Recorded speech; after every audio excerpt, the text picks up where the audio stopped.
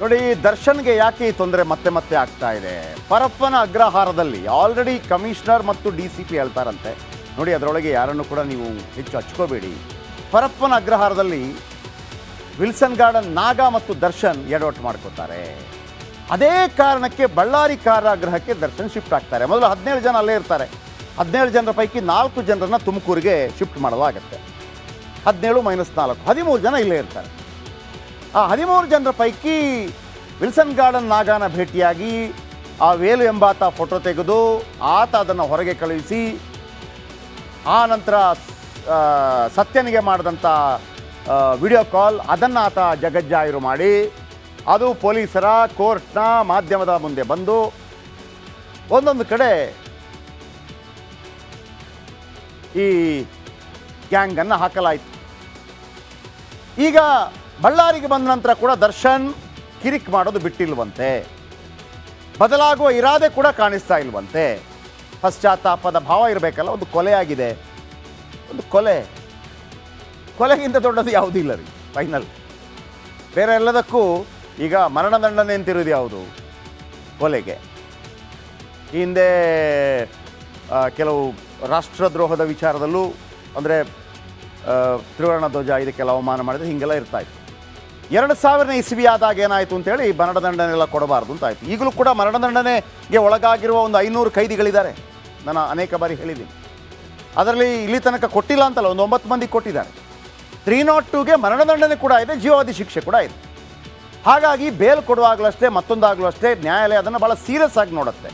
ಆಮೇಲೆ ದರ್ಶನ್ ಅವರ ವಿಚಾರಕ್ಕೆ ಸಂಬಂಧಪಟ್ಟ ಹಾಗೆ ಕಿಡ್ನ್ಯಾಪ್, ಆಮೇಲೆ ಹಲ್ಲೆ, ಕೊಲೆ, ಸಾಕ್ಷ್ಯನಾಶ ಎಲ್ಲವೂ ಇದೆ. ಆಮೇಲೆ ಪ್ರಭಾವಿ ಎಲ್ಲವೂ ಇದೆ. ಸೊ ಹಾಗಿರುವಾಗ ಕೋರ್ಟ್ ಅದನ್ನು ಎಷ್ಟು ಪ್ರಭಾವಶಾಲಿ ಇತ್ತ ಅದೆಲ್ಲ ಅದಕ್ಕಿಂತ ಹೆಚ್ಚಾಗಿ, ಅಥವಾ ಎಷ್ಟು ಫೇಮಸ್ ಅನ್ನೋದಕ್ಕಿಂತ ಹೆಚ್ಚಾಗಿ ಇದು ಎಂಥ ಅಪರಾಧ ಅಂತ ನೋಡುತ್ತೆ.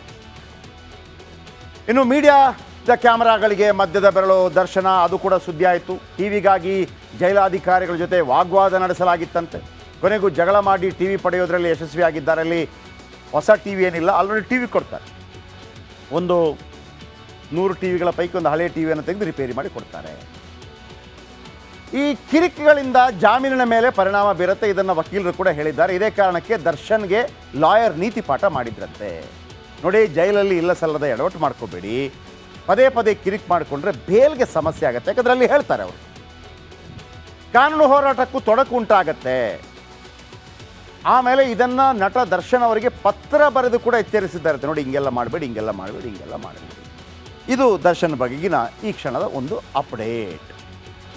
ಈ ನಡುವೆ ಇನ್ನು ನಟ ದರ್ಶನ್ ಅವರು ಇವತ್ತು ಕೂಡ ಕೋರ್ಟ್ ಮುಂದೆ ಹಾಜರಾದರು ವಿಡಿಯೋ ಕಾನ್ಫರೆನ್ಸ್ ಮೂಲಕ. ಮತ್ತೆ ಅವರನ್ನು 14 ದಿನಗಳ ನ್ಯಾಯಾಂಗ ಬಂಧನಕ್ಕೆ ಒಪ್ಪಿಸಲಾಗಿದೆ. ಅಂದರೆ ಸೆಪ್ಟೆಂಬರ್ 30 ತನಕ. ಈಗಾಗಲೇ 88 ದಿನಗಳಾಗಿದೆ. ಜೊತೆಗೆ ಅವ್ರಿಗೊಂದು ಸಿಹಿ ಸುದ್ದಿ ಕೂಡ ಸಿಕ್ಕಿದೆ. ಏನಪ್ಪ ಅಂತಂದರೆ, ದರ್ಶನ್ಗೆ ಟಿವಿ ಕೊಡಲಾಗಿದೆ, ಆದರೆ ಜೈಲಲ್ಲೇ ಇರಬೇಕು ಅಂಥೇಳಿ ಹೇಳಿದೆ. ಜೊತೆಗೆ ಕುಟುಂಬಸ್ಥರು ಮತ್ತು ಗೆಳೆಯರನ್ನು ಭೇಟಿಯಾಗೋದಕ್ಕೆ ಅವಕಾಶ ಸಿಕ್ಕಿದೆ. ಏನೆಲ್ಲ ಆಯ್ತು ಇವತ್ತು, ಬನ್ನಿ ಅದರ ಅಪ್ಡೇಟ್.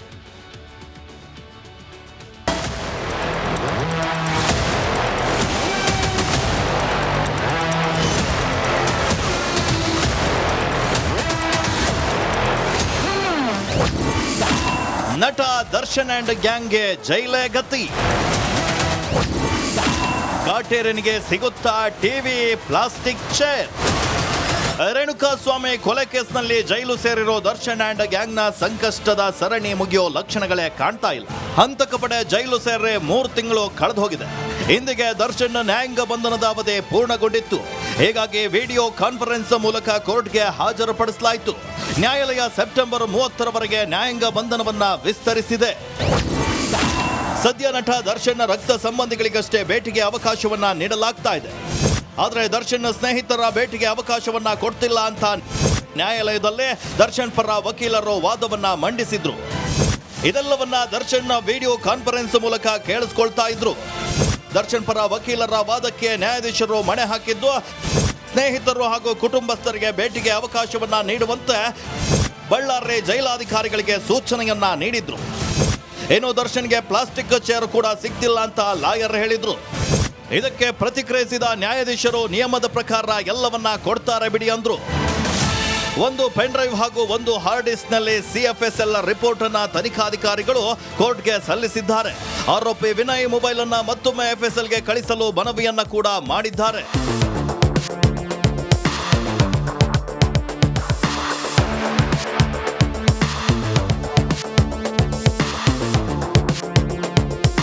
ಬಳ್ಳಾರಿ ಜೈಲಲ್ಲಿ ದರ್ಶನ್ಗೆ ಕೊನೆಗೂ ಟಿವಿ ಸಿಕ್ಕಿದೆ.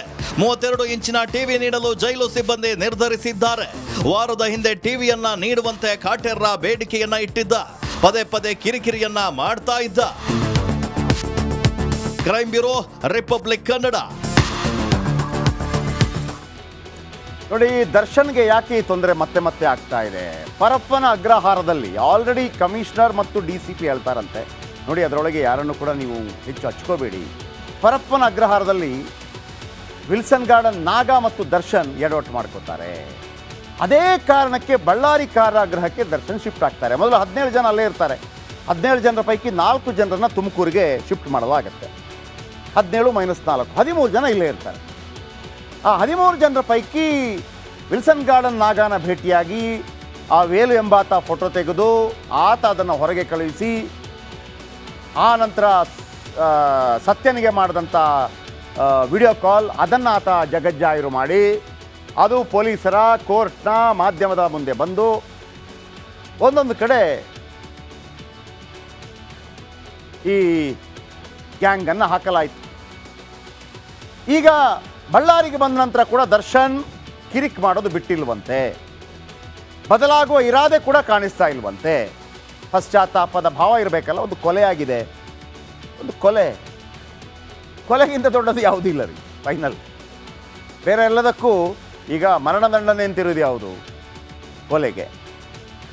ಈ ಹಿಂದೆ ಕೆಲವು ರಾಷ್ಟ್ರದ್ರೋಹದ ವಿಚಾರದಲ್ಲೂ ಅಂದರೆ ತ್ರಿವರ್ಣ ಧ್ವಜ ಇದಕ್ಕೆಲ್ಲ ಅವಮಾನ ಮಾಡಿದ್ರೆ ಹೀಗೆಲ್ಲ ಇರ್ತಾಯಿತ್ತು. 2000 ಇಸ್ವಿ ಆದಾಗ ಏನಾಯಿತು ಅಂತೇಳಿ ಮರಣದಂಡನೆಲ್ಲ ಕೊಡಬಾರ್ದು ಅಂತಾಯಿತು. ಈಗಲೂ ಕೂಡ ಮರಣದಂಡನೆಗೆ ಒಳಗಾಗಿರುವ ಒಂದು 500 ಖೈದಿಗಳಿದ್ದಾರೆ. ನಾನು ಅನೇಕ ಬಾರಿ ಹೇಳಿದ್ದೀನಿ. ಅದರಲ್ಲಿ ಇಲ್ಲಿ ತನಕ ಕೊಟ್ಟಿಲ್ಲ ಅಂತಲ್ಲ, ಒಂದು 9 ಮಂದಿ ಕೊಟ್ಟಿದ್ದಾರೆ. 302ಗೆ ಮರಣದಂಡನೆ ಕೂಡ ಇದೆ, ಜೀವಾವಧಿ ಶಿಕ್ಷೆ ಕೂಡ ಇದೆ. ಹಾಗಾಗಿ ಬೇಲ್ ಕೊಡುವಾಗಲೂ ಅಷ್ಟೇ, ಮತ್ತೊಂದಾಗಲೂ ಅಷ್ಟೇ ನ್ಯಾಯಾಲಯ ಅದನ್ನು ಭಾಳ ಸೀರಿಯಸ್ ಆಗಿ ನೋಡುತ್ತೆ. ಆಮೇಲೆ ದರ್ಶನ್ ಅವರ ವಿಚಾರಕ್ಕೆ ಸಂಬಂಧಪಟ್ಟ ಹಾಗೆ ಕಿಡ್ನ್ಯಾಪ್, ಆಮೇಲೆ ಹಲ್ಲೆ, ಕೊಲೆ, ಸಾಕ್ಷ್ಯನಾಶ ಎಲ್ಲವೂ ಇದೆ. ಆಮೇಲೆ ಪ್ರಭಾವಿ ಎಲ್ಲವೂ ಇದೆ. ಸೊ ಹಾಗಿರುವಾಗ ಕೋರ್ಟ್ ಅದನ್ನು ಎಷ್ಟು ಪ್ರಭಾವಶಾಲಿ ಇತ್ತ ಅದೆಲ್ಲ ಅದಕ್ಕಿಂತ ಹೆಚ್ಚಾಗಿ, ಅಥವಾ ಎಷ್ಟು ಫೇಮಸ್ ಅನ್ನೋದಕ್ಕಿಂತ ಹೆಚ್ಚಾಗಿ ಇದು ಎಂಥ ಅಪರಾಧ ಅಂತ ನೋಡುತ್ತೆ. ಇನ್ನು ಮೀಡಿಯಾದ ಕ್ಯಾಮರಾಗಳಿಗೆ ಮಧ್ಯದ ಬೆರಳು ದರ್ಶನ, ಅದು ಕೂಡ ಸುದ್ದಿ ಆಯಿತು. ಟಿವಿಗಾಗಿ ಜೈಲಾಧಿಕಾರಿಗಳ ಜೊತೆ ವಾಗ್ವಾದ ನಡೆಸಲಾಗಿತ್ತಂತೆ. ಕೊನೆಗೂ ಜಗಳ ಮಾಡಿ ಟಿವಿ ಪಡೆಯೋದ್ರಲ್ಲಿ ಯಶಸ್ವಿಯಾಗಿದ್ದಾರೆ. ಅಲ್ಲಿ ಹೊಸ ಟಿವಿ ಏನಿಲ್ಲ, ಆಲ್ರೆಡಿ ಟಿವಿ ಕೊಡ್ತಾರೆ. ಒಂದು 100 ಟಿವಿಗಳ ಪೈಕಿ ಒಂದು ಹಳೆಯ ಟಿವಿಯನ್ನು ತೆಗೆದು ರಿಪೇರಿ ಮಾಡಿ ಕೊಡ್ತಾರೆ. ಈ ಕಿರಿಕಿಗಳಿಂದ ಜಾಮೀನಿನ ಮೇಲೆ ಪರಿಣಾಮ ಬೀರುತ್ತೆ, ಇದನ್ನು ವಕೀಲರು ಕೂಡ ಹೇಳಿದ್ದಾರೆ. ಇದೇ ಕಾರಣಕ್ಕೆ ದರ್ಶನ್ಗೆ ಲಾಯರ್ ನೀತಿ ಪಾಠ ಮಾಡಿದ್ರಂತೆ. ನೋಡಿ, ಜೈಲಲ್ಲಿ ಇಲ್ಲ ಸಲ್ಲದ ಎಡವಟ್ಟು ಮಾಡ್ಕೋಬೇಡಿ, ಪದೇ ಪದೇ ಕಿರಿಕ್ ಮಾಡಿಕೊಂಡ್ರೆ ಬೇಲ್ಗೆ ಸಮಸ್ಯೆ ಆಗುತ್ತೆ. ಯಾಕಂದ್ರೆ ಅಲ್ಲಿ ಹೇಳ್ತಾರೆ ಅವರು, ಕಾನೂನು ಹೋರಾಟಕ್ಕೂ ತೊಡಕು ಉಂಟಾಗತ್ತೆ. ಆಮೇಲೆ ಇದನ್ನು ನಟ ದರ್ಶನ್ ಅವರಿಗೆ ಪತ್ರ ಬರೆದು ಕೂಡ ಎಚ್ಚರಿಸಿದ್ದಾರೆ. ನೋಡಿ, ಹಿಂಗೆಲ್ಲ ಮಾಡಬೇಡಿ, ಹಿಂಗೆಲ್ಲ ಮಾಡಬೇಡಿ, ಹಿಂಗೆಲ್ಲ ಮಾಡಬೇಡಿ. ಇದು ದರ್ಶನ್ ಬಗೆಗಿನ ಈ ಕ್ಷಣದ ಒಂದು ಅಪ್ಡೇಟ್. ಈ ನಡುವೆ ಇನ್ನು ನಟ ದರ್ಶನ್ ಅವರು ಇವತ್ತು ಕೂಡ ಕೋರ್ಟ್ ಮುಂದೆ ಹಾಜರಾದರು ವಿಡಿಯೋ ಕಾನ್ಫರೆನ್ಸ್ ಮೂಲಕ. ಮತ್ತೆ ಅವರನ್ನು 14 ದಿನಗಳ ನ್ಯಾಯಾಂಗ ಬಂಧನಕ್ಕೆ ಒಪ್ಪಿಸಲಾಗಿದೆ. ಅಂದರೆ ಸೆಪ್ಟೆಂಬರ್ 30 ತನಕ. ಈಗಾಗಲೇ 88 ದಿನಗಳಾಗಿದೆ. ಜೊತೆಗೆ ಅವ್ರಿಗೊಂದು ಸಿಹಿ ಸುದ್ದಿ ಕೂಡ ಸಿಕ್ಕಿದೆ. ಏನಪ್ಪ ಅಂತಂದರೆ, ದರ್ಶನ್ಗೆ ಟಿವಿ ಕೊಡಲಾಗಿದೆ, ಆದರೆ ಜೈಲಲ್ಲೇ ಇರಬೇಕು ಅಂಥೇಳಿ ಹೇಳಿದೆ.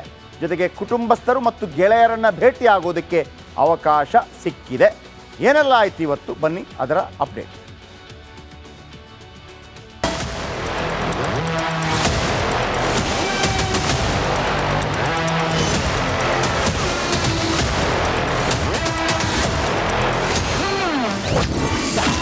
ನಟ ದರ್ಶನ್ ಅಂಡ್ ಗ್ಯಾಂಗ್ಗೆ ಜೈಲೇ ಗತಿ. ಕಾಟೇರನಿಗೆ ಸಿಗುತ್ತಾ ಟಿವಿ, ಪ್ಲಾಸ್ಟಿಕ್ ಚೇರ್? ರೇಣುಕಾಸ್ವಾಮಿ ಕೊಲೆ ಕೇಸ್ನಲ್ಲಿ ಜೈಲು ಸೇರಿರೋ ದರ್ಶನ್ ಅಂಡ್ ಗ್ಯಾಂಗ್ನ ಸಂಕಷ್ಟದ ಸರಣಿ ಮುಗಿಯೋ ಲಕ್ಷಣಗಳೇ ಕಾಣ್ತಾ ಇಲ್ಲ. ಹಂತಕ ಪಡೆ ಜೈಲು ಸೇರಿ 3 ತಿಂಗಳು ಕಳೆದು ಹೋಗಿದೆ. ಇಂದಿಗೆ ದರ್ಶನ್ ನ್ಯಾಯಾಂಗ ಬಂಧನದ ಅವಧಿ ಪೂರ್ಣಗೊಂಡಿತ್ತು. ಹೀಗಾಗಿ ವಿಡಿಯೋ ಕಾನ್ಫರೆನ್ಸ್ ಮೂಲಕ ಕೋರ್ಟ್ಗೆ ಹಾಜರುಪಡಿಸಲಾಯಿತು. ನ್ಯಾಯಾಲಯ ಸೆಪ್ಟೆಂಬರ್ 30ರವರೆಗೆ ನ್ಯಾಯಾಂಗ ಬಂಧನವನ್ನ ವಿಸ್ತರಿಸಿದೆ. ಸದ್ಯ ನಟ ದರ್ಶನ್ ರಕ್ತ ಸಂಬಂಧಿಗಳಿಗಷ್ಟೇ ಭೇಟಿಗೆ ಅವಕಾಶವನ್ನ ನೀಡಲಾಗ್ತಾ ಇದೆ. ಆದರೆ ದರ್ಶನ್ ಸ್ನೇಹಿತರ ಭೇಟಿಗೆ ಅವಕಾಶವನ್ನ ಕೊಡ್ತಿಲ್ಲ ಅಂತ ನ್ಯಾಯಾಲಯದಲ್ಲೇ ದರ್ಶನ್ ಪರ ವಕೀಲರು ವಾದವನ್ನ ಮಂಡಿಸಿದ್ರು. ಇದೆಲ್ಲವನ್ನ ದರ್ಶನ್ ವಿಡಿಯೋ ಕಾನ್ಫರೆನ್ಸ್ ಮೂಲಕ ಕೇಳಿಸ್ಕೊಳ್ತಾ ಇದ್ರು. ದರ್ಶನ್ ಪರ ವಕೀಲರ ವಾದಕ್ಕೆ ನ್ಯಾಯಾಧೀಶರು ಮಣೆ ಹಾಕಿದ್ದು, ಸ್ನೇಹಿತರು ಹಾಗೂ ಕುಟುಂಬಸ್ಥರಿಗೆ ಭೇಟಿಗೆ ಅವಕಾಶವನ್ನ ನೀಡುವಂತೆ ಬಳ್ಳಾರಿ ಜೈಲಾಧಿಕಾರಿಗಳಿಗೆ ಸೂಚನೆಯನ್ನ ನೀಡಿದ್ರು. ಇನ್ನು ದರ್ಶನ್ಗೆ ಪ್ಲಾಸ್ಟಿಕ್ ಚೇರ್ ಕೂಡ ಸಿಗ್ತಿಲ್ಲ ಅಂತ ಲಾಯರ್ ಹೇಳಿದ್ರು. ಇದಕ್ಕೆ ಪ್ರತಿಕ್ರಿಯಿಸಿದ ನ್ಯಾಯಾಧೀಶರು ನಿಯಮದ ಪ್ರಕಾರ ಎಲ್ಲವನ್ನ ಕೊಡ್ತಾರೆ ಬಿಡಿ ಅಂದ್ರು. ಒಂದು ಪೆನ್ ಡ್ರೈವ್ ಹಾಗೂ ಒಂದು ಹಾರ್ಡ್ ಡಿಸ್ಕ್ ನಲ್ಲಿ CFSL ರಿಪೋರ್ಟ್ ಅನ್ನ ತನಿಖಾಧಿಕಾರಿಗಳು ಕೋರ್ಟ್ಗೆ ಸಲ್ಲಿಸಿದ್ದಾರೆ. ಆರೋಪಿ ವಿನಯ್ ಮೊಬೈಲ್ ಅನ್ನ ಮತ್ತೊಮ್ಮೆ FSLಗೆ ಕಳಿಸಲು ಮನವಿಯನ್ನ ಕೂಡ ಮಾಡಿದ್ದಾರೆ.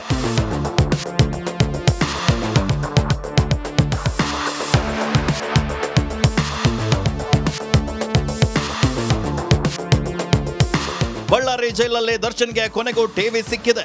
32 ಇಂಚಿನ ಟಿವಿ ನೀಡಲು ಜೈಲು ಸಿಬ್ಬಂದಿ ನಿರ್ಧರಿಸಿದ್ದಾರೆ.